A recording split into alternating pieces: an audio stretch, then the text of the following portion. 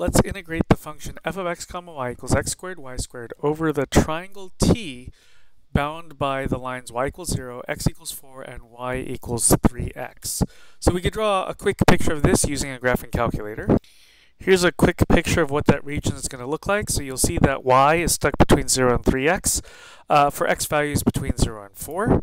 So what we could do is, as one answer, set up an integral where x goes from 0 to 4 and y goes from 0 to 3x of the function x squared y squared. And if we start evaluating this, we should do that dy integral that's on the inside first. So integrate with respect to y. So if x squared times y cubed over 3, we would need to plug in y is equal to 3x and then plug in y is equal to 0. And so when you plug in y equals 0, well, that term's going to be gone anyway. So we're really just left with a term where you plug in y is equal to 3x, and then the rest of the work here we'll skip because it's not too bad. But as a second answer, if we go back here, this same region, let's draw this in blue, could be done like this, right? So we could have x stuck between y over 3 on the small side and 4 on the big side, and y should be stuck between the constants 0 and 12. So that will be the following integral here from 0 to 12 for y. And x is going to go from y over 3 to 4 of course the same function, x squared y squared.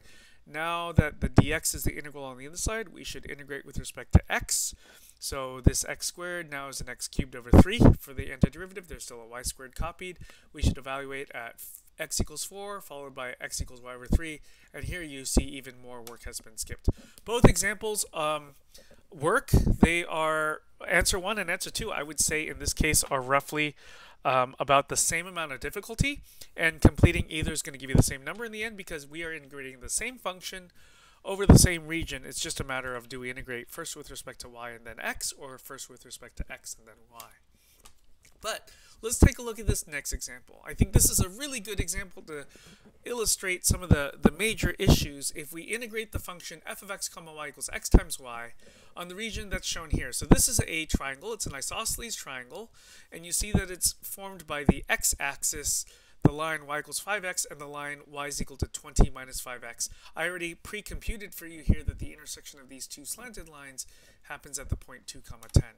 So one thing we can do is we can split this region capital D into two separate regions using the vertical line x equals 2.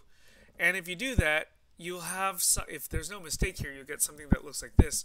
So there's the first part where the integral with respect to x from 0 to 2, so that's the left half of this isosceles triangle.